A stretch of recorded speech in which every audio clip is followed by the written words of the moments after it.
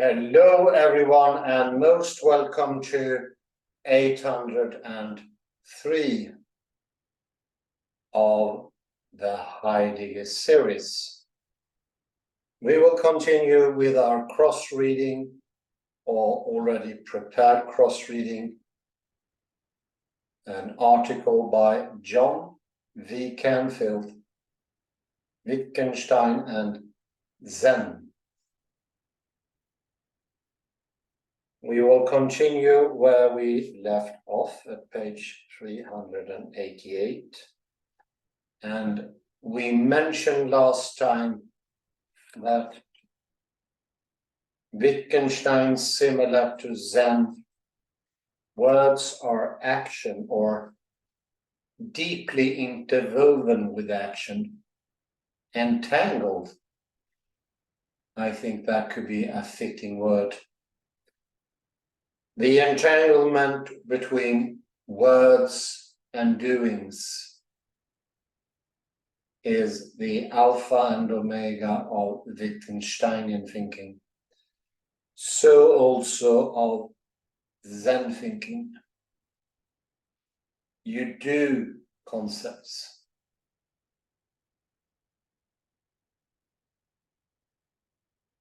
We had a book earlier on. This is about 500 episodes. Louder Than Words. And it was a book from neurology. I cannot get the author for the life of me, but it looked into that the motor cortex is the part of the brain that handles words, not any linguistic part of the brain. And it's deeply connected to our movements. Impairment or deficits in movement will also change what we can think or say or do. It is deeply ingrained with action. There are no, so to speak, inner or exterior Platonic cave-like words. It's all out in the open, as Paul Johnson said, and that's a lovely quote. For both Wittgenstein and Zen language and understanding do not require thought. For Wittgenstein, rather, language and understanding are grounded in what he calls practice. We know that terms like in the other episodes we have revelation. We know today, and this is proven beyond doubt from electromagnetic cardiograms, that we no longer have the concept of soul, spirit, or God. It has disappeared because we are no longer practicing. It's easy to see that those terms no longer have the same meaning.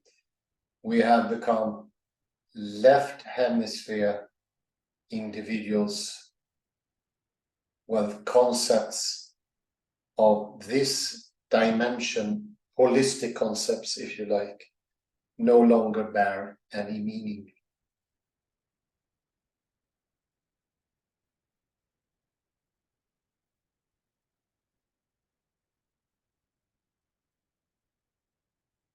We are in the left hemisphere dominance, holistic, wholesome, or the global understanding where meaning resides is no longer accessible.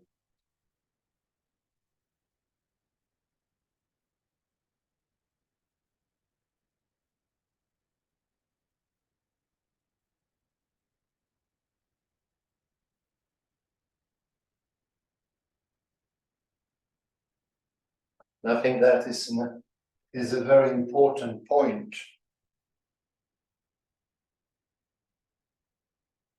We need to understand that there has been a grave change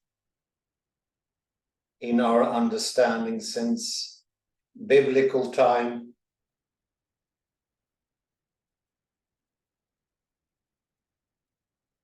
The antiquity.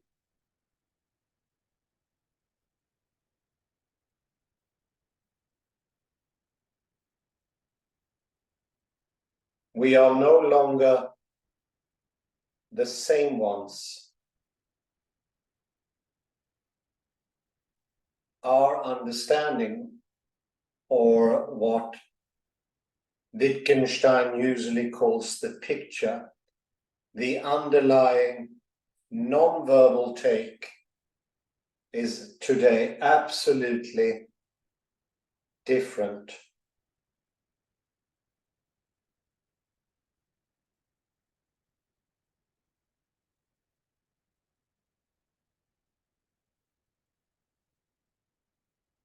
Bearing little or no similarity how concepts, words were used to.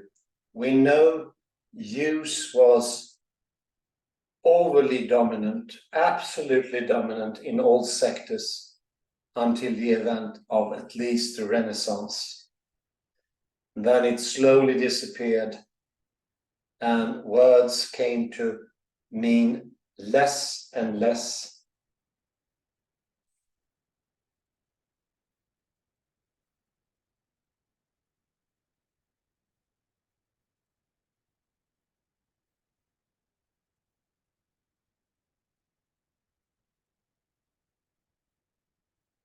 Something that an EEC can point to.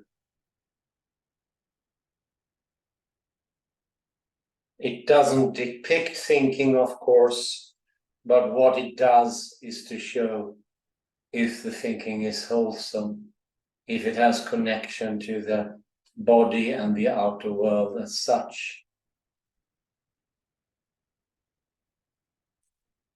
We will continue where we left off at 388, and that would actually mean 389, if you please, Kalle. And we have the arrows as example, and we might make the font a bit larger, maybe 180, something like that. Would be nice. Yeah, it's perfect. But, and I continue, but the arrow images can also be variously interpreted. How are they to know that given the chart with the first set of arrows, they are to read it by passing their finger or their eye horizontally from color word to color patch?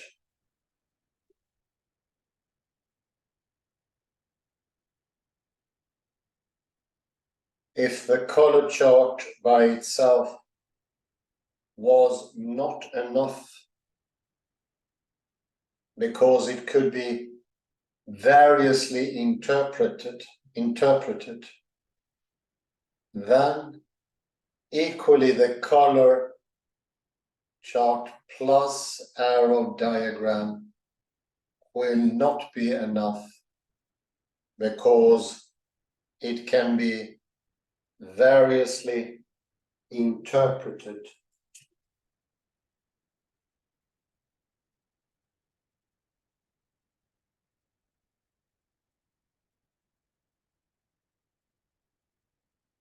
For example, the first arrow chart might possibly be used to mean read the first word as connected with the second color patch, the second word with the third color patch, etc.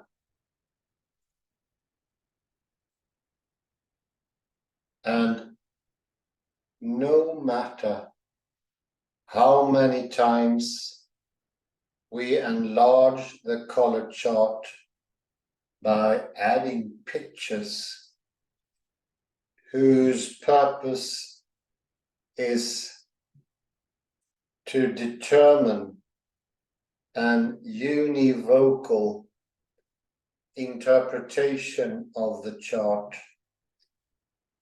we shall not succeed. All the charts will remain variously interpretable, and the same goes for the ideas or images of which the charts are an externalization.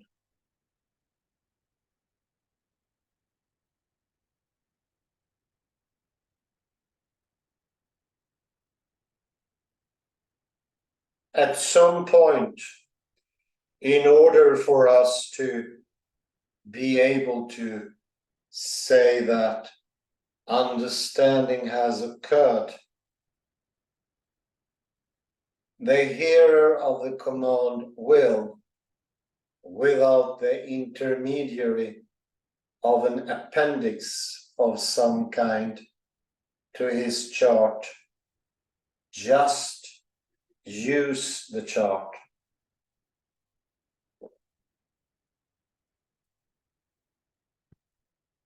He will, for example, just move his eye horizontally from the word to color, or just take the arrow diagram as meaning that he is to do this.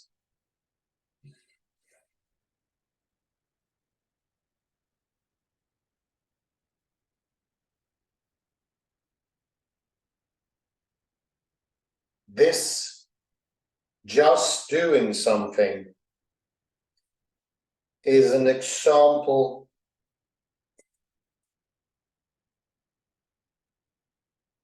of what Wittgenstein means by a practice.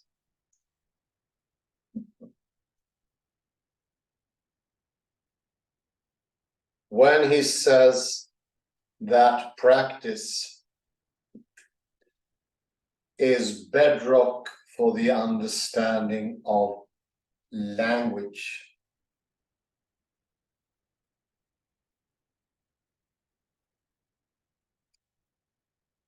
One must do something with the charts and do it correctly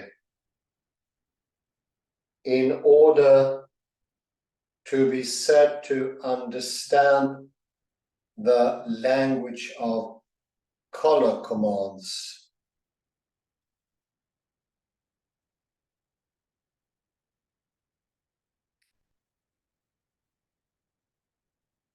And if the charts are replaced by images, the same point holds. One must do the correct thing with them, and they themselves do not and cannot dictate what this doing will be.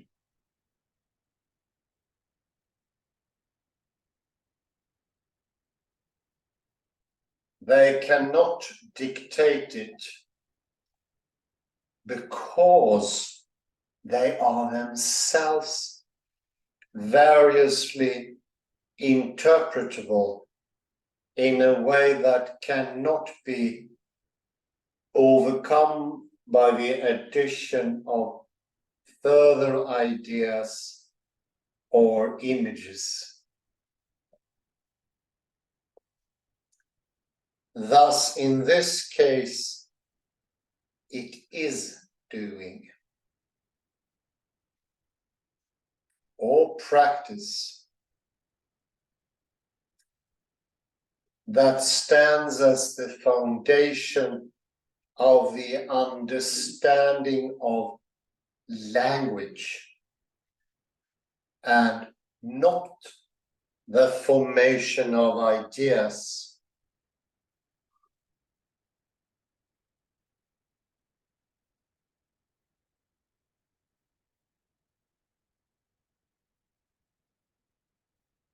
We can take the last piece here without movement to the next page. No, it's okay. You need to move this last.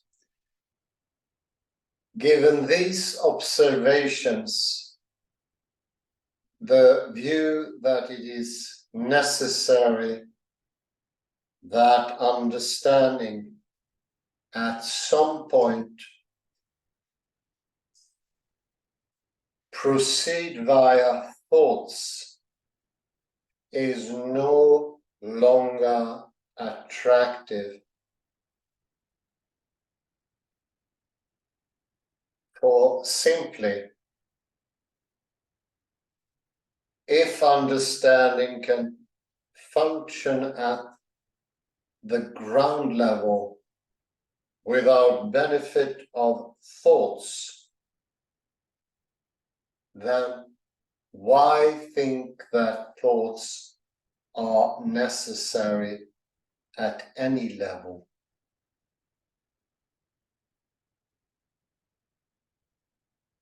If one still wants to insist that thoughts must be necessary for understanding, then Wittgenstein's example, imagine a red patch,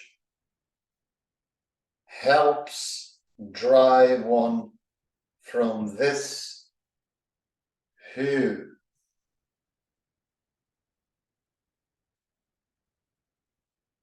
For no one will be happy with the view that in order to understand the command, imagine a red patch, one must first imagine what it is that one is to imagine.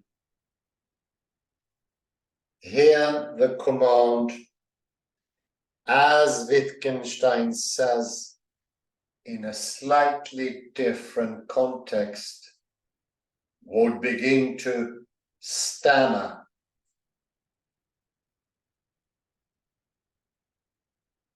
In the case of imagine a red patch, we must view practice as the bedrock of language.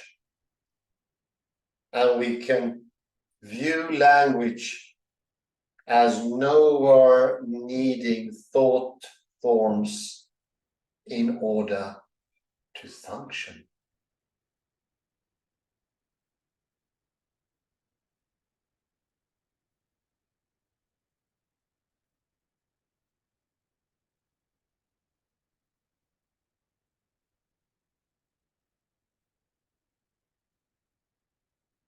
We began with a conflict between two ideas.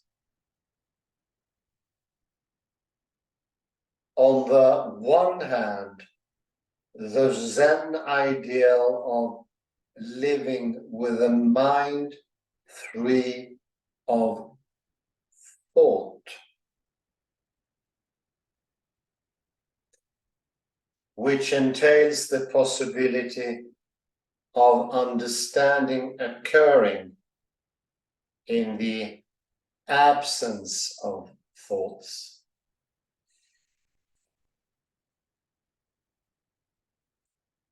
And on the other, the strong proto-philosophical impulse to believe that understanding without thoughts is impossible.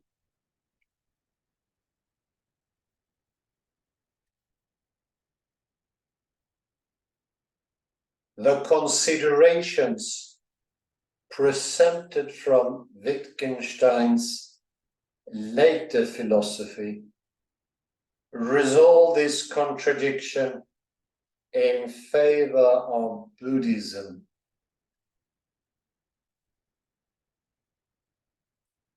They show that understanding without thoughts must be possible.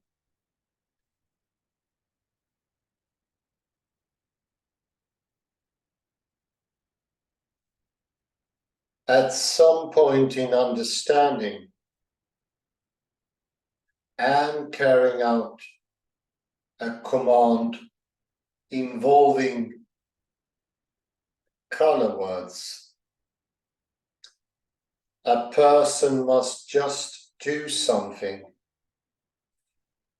and this just doing at some point cannot be dictated by thoughts, since these are variously interpretable.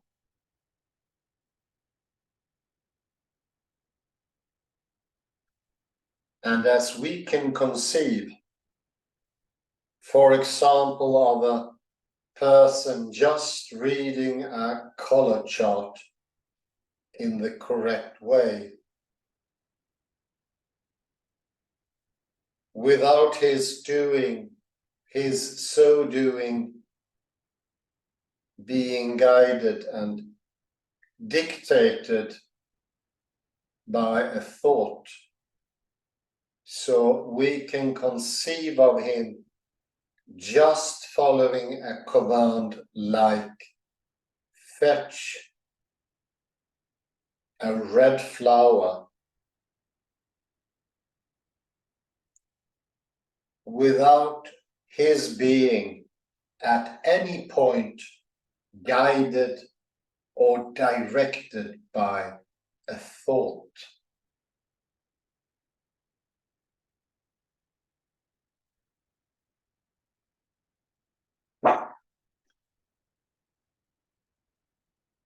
That practice is bedrock.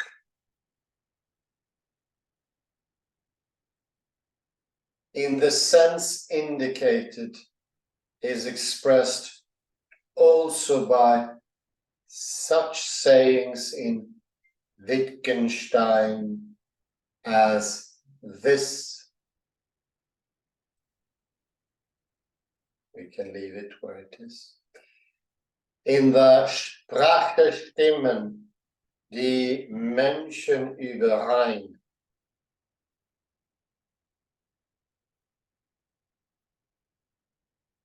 Dies ist keine Überstimmung der Meinungen, sondern der Lebensform. It's the form of life that tells the meaning.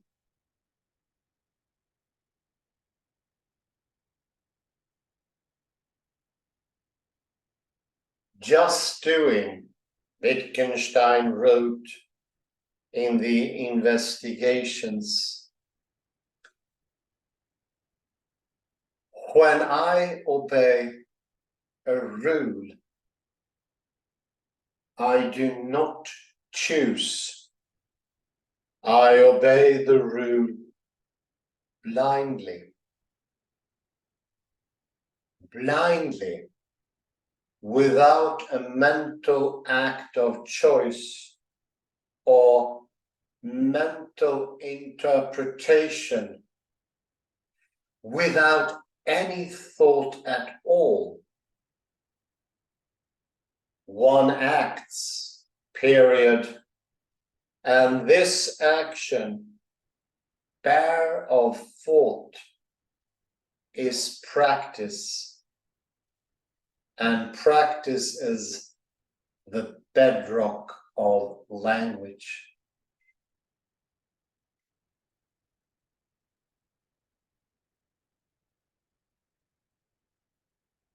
It has already been noted that acting with a mind empty of thought is a Zen and in general a Buddhist ideal.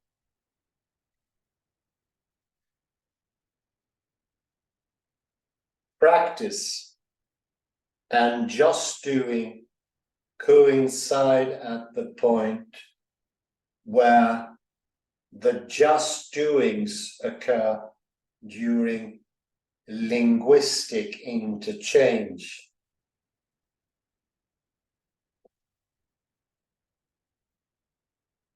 That Wittgenstein's practice has a Zen antecedent and can also be seen from the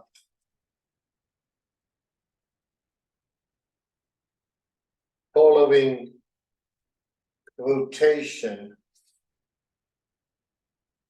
from the Vimalakirti Nirdesa Sutra, a sutra honored in Zen.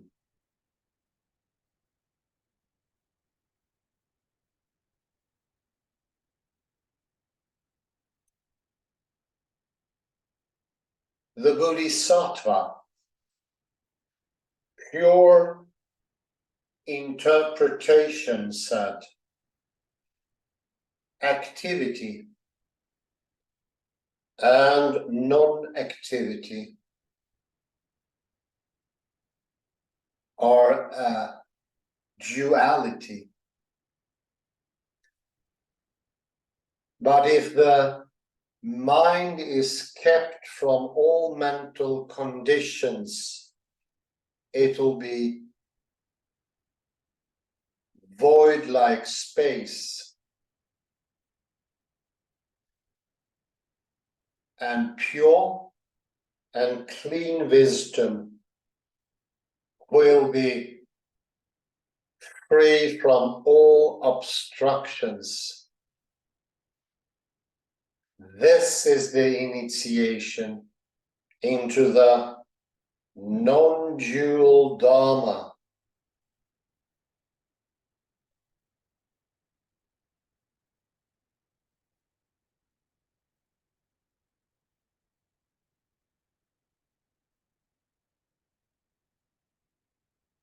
When there's action,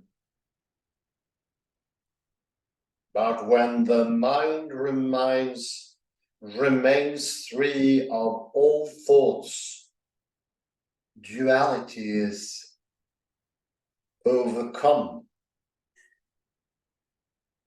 This is just doing. And this is, for example, obeying a rule blindly.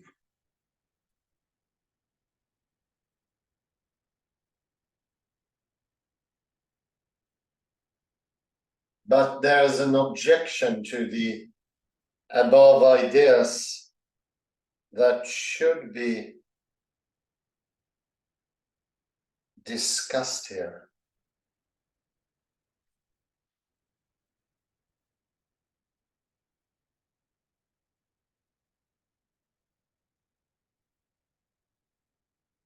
You can read the rest in one go without movement. I think I can do it.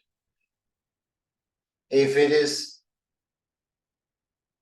said that a person without benefit of thought just does correctly comply with a request or just does respond correctly to some other linguistic utterance, this may well give rise to a certain negative impression of such action.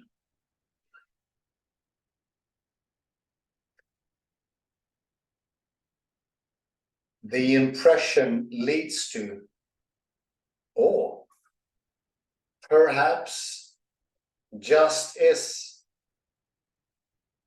an inclination to describe just doing in something like the following ways.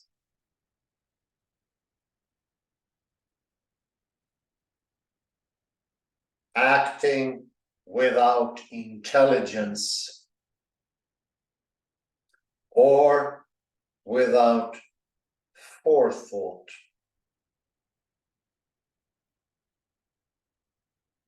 Or without a purpose, or not creatively, or as if in a trance, or as if hypnotized, or merely instinctively, or by reflex, or in the manner of an automaton, and so on.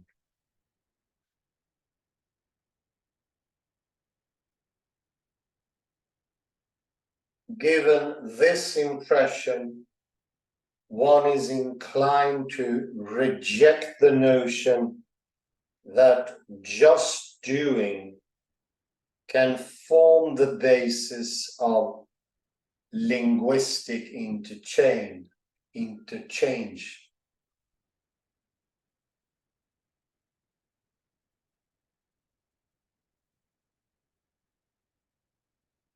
The rest we can take in one go. One wants to contrast the above automaton picture of action with what is taken to be the opposing idea of intelligent, creative, purposive action.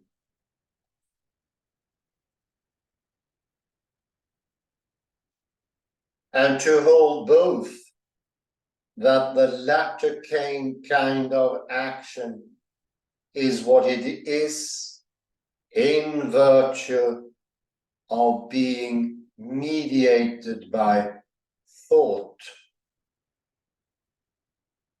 and that it is this type of action and not just doing that typically occurs during linguistic interchange.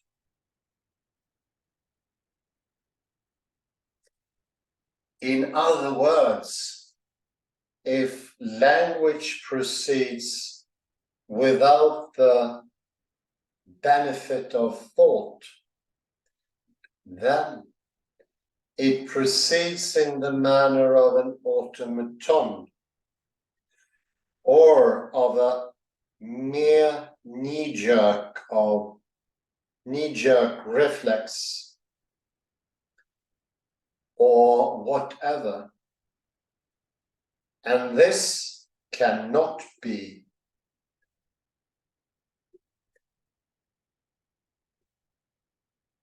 But this automaton picture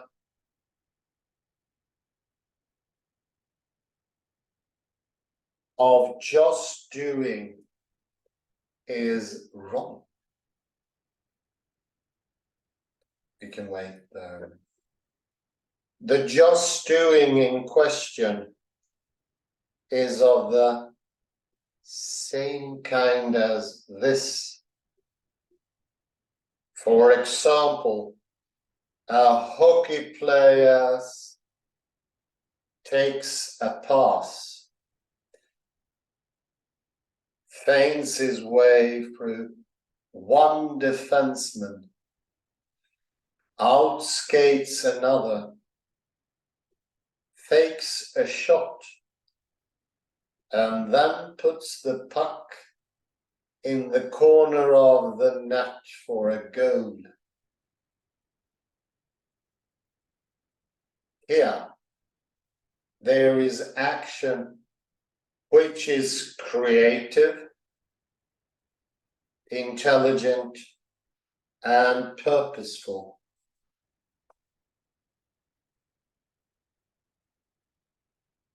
But the player, we may suppose, is so at one with what he is doing that there are no thoughts in his mind.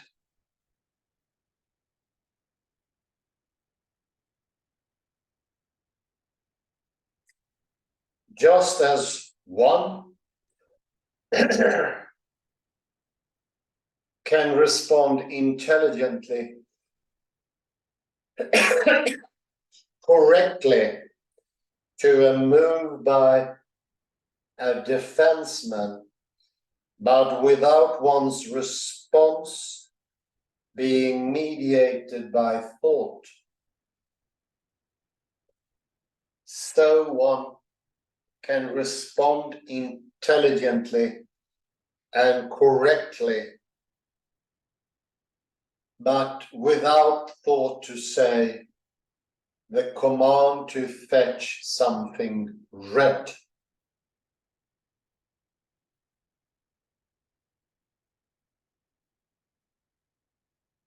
A further example of just doing that could fairly be described as intelligent, creative, purposive, is found in the three pillars of Zen.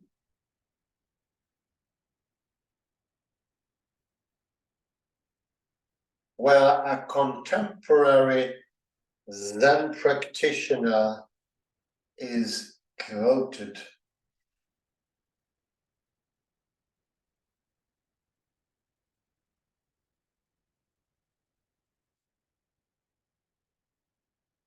As a Japanese style fencing champion in my school days, I competed against 5 students in the intercollegiate matches. The first 3 were comparatively weak, and I tried to beat them by figuring out techniques in advance, but was defeated by all 3.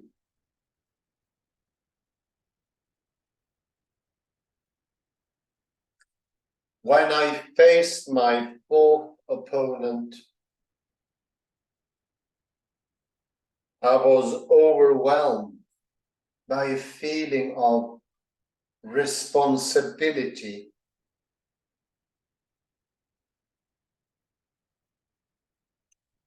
To uphold the reputation of my school, and as well as bitterness at having been defeated 3 times. I was desperate.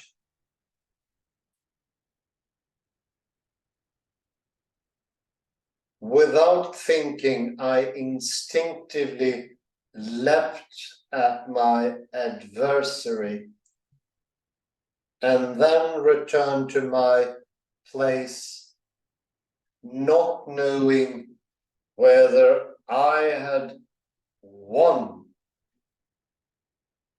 or lost.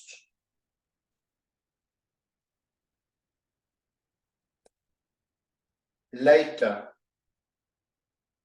I was told by a friend that I had achieved a splendid victory. My fifth opponent, who was by far the strongest, I defeated in the same way.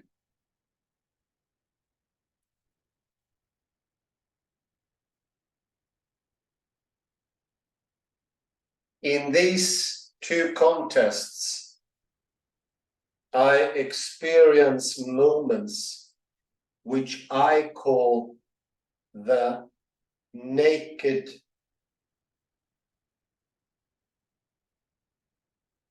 expression of enlightenment, in which I acted in response to my direct feeling and deepest mind,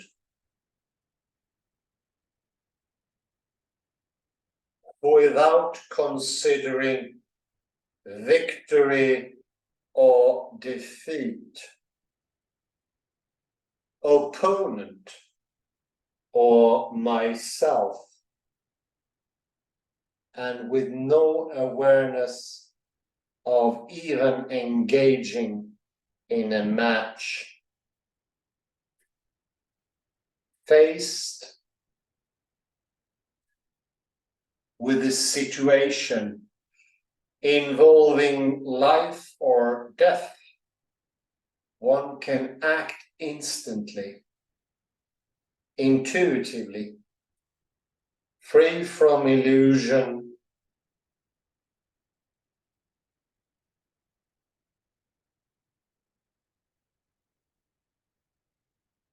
or discrimination, and yet not be in trance. I think it is going to be A level, and we put a point there. Let's have a short commentary. The last word is trance. Too hard to remember.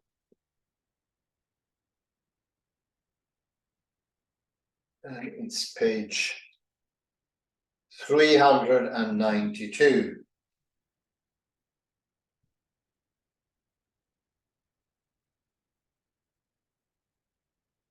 My first thought here goes directly, as a spontaneous comment, to the Swiss researcher and scientist Rudolf Pfeiffer, who shows that understanding is movement, learning, and remembering.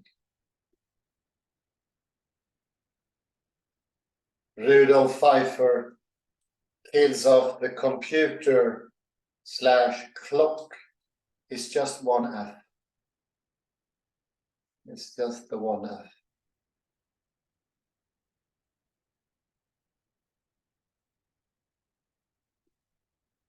He killed off the computer model of the brain idea and show that movement is understanding.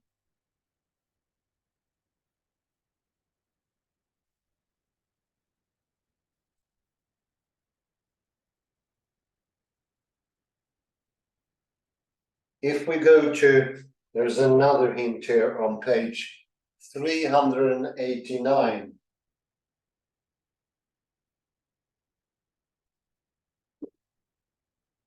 And I think this is extremely helpful for understanding. And the point with the arrows and the color chart is, no matter how many color charts you put, and how many explanations in the idea of new charts or arrows you put. It simply will not be enough for understanding. You need to do it. It can only be understood by doing.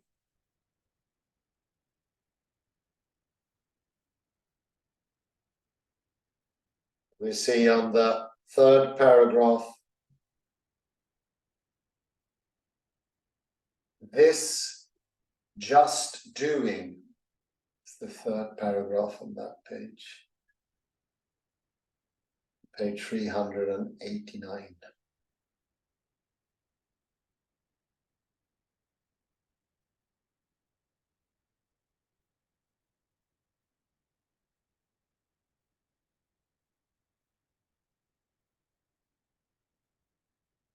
This just doing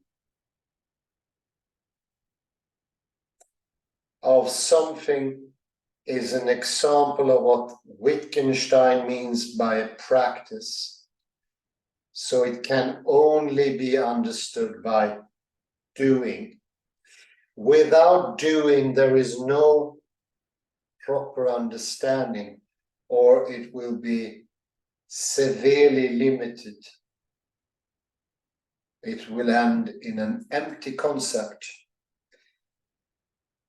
This is also very close to the Ozma problem by Ava Gardner. Gardner showed that for an alien culture called the Ozma to have an understanding, it will be not enough with 1,000,000 pages of information. The only way of getting into understanding is by being shown. That's the only way. And this also gives us an unique opportunity for a new understanding of what is the current left hemisphere understanding. It is when all concepts are empty and there is no connection to the world. You can change the Ian McKill Christian world to world/doings, action. To understand a chair is to having used it extensively.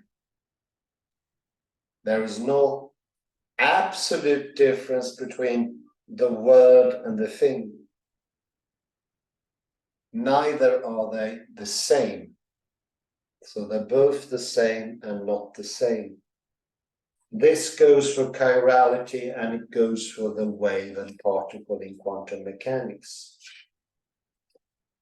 Kalle, maybe a comment here? Kalle Lundahl? Yes, let's go to the next page. It's page 9, the PDF. It's in this page is 391. So when I read the phrase knee-jerk reflex, I thought about the Migran experiment. Oh yeah. Yes, exactly. So if we would try to understand the Migran experiment a bit from the point of view of, let's say, Wittgenstein, how would we understand? So does not Migran experiment show that Wittgenstein is correct? Because you get an order to, so to say, torture a person, and yes. you do it automatically, so to say, without thinking, blindly. and there is no thought, there is no room or time for thought. It's in your, so to say, it's a knee-jerk reflex. So you have to internalize goodness in your doing. So in this experiment, Mikram experiment, there were also priests in the beginning who also made the experiment. They had in one way internalized goodness, or rather goodness was in their, can we say, in their movement in one way. I don't know if it's the correct word.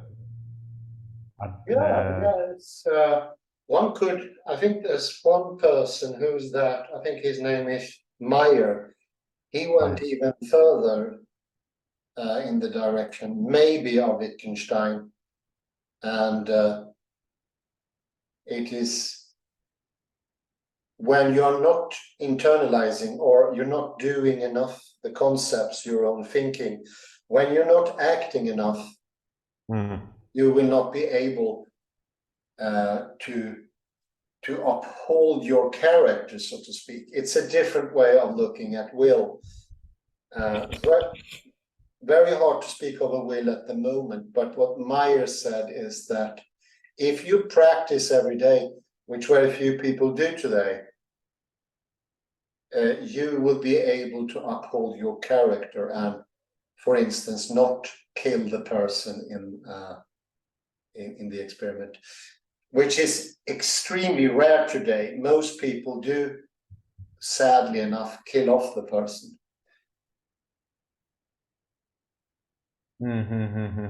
Indeed.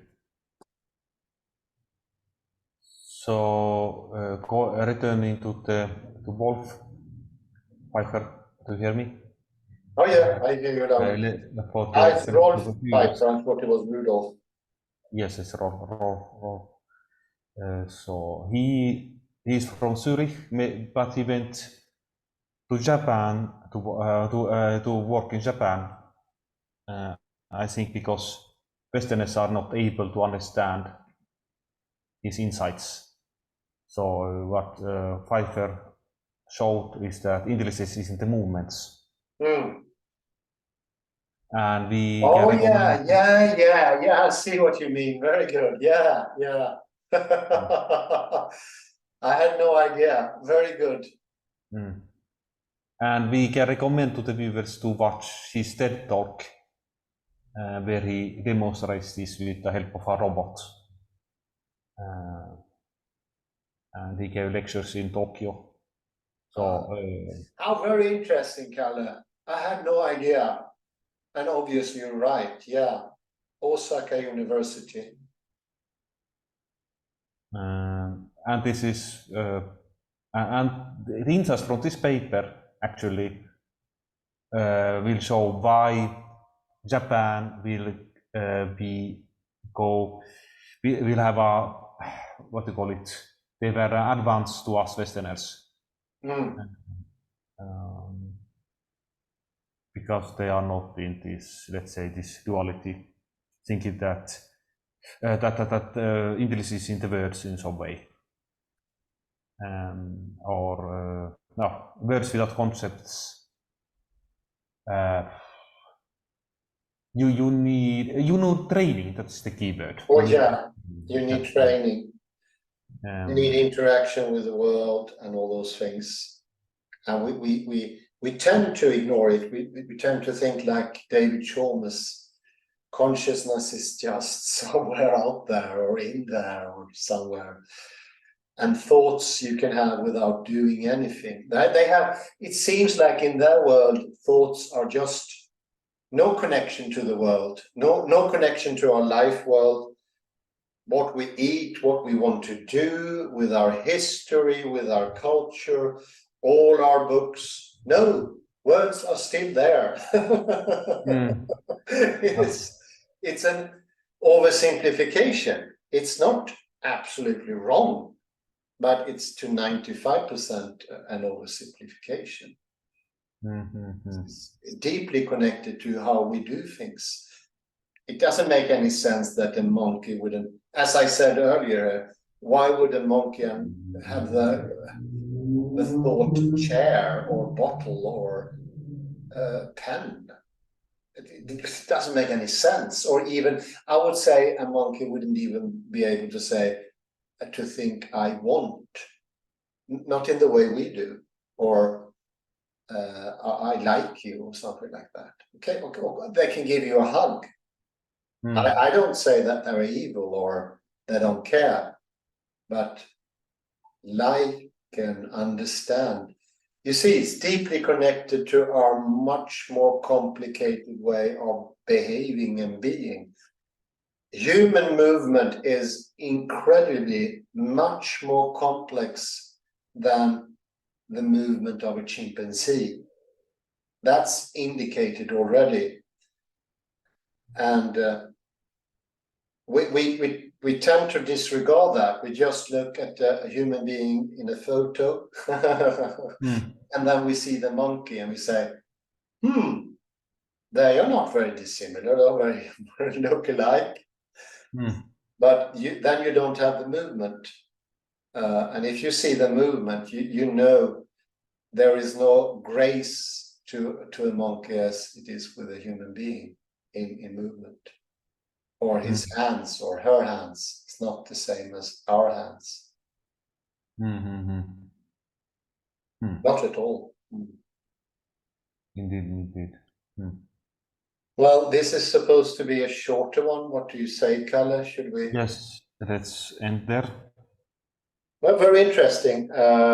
You have Pfeiffer to look of. His name is Rolf Pfeiffer with one F. And we're surprised to know also that he worked in Osaka University. This makes it even more interesting, of course.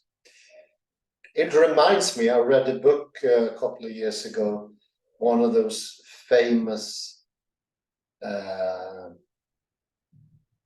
prophets, or you say, that makes prophecies.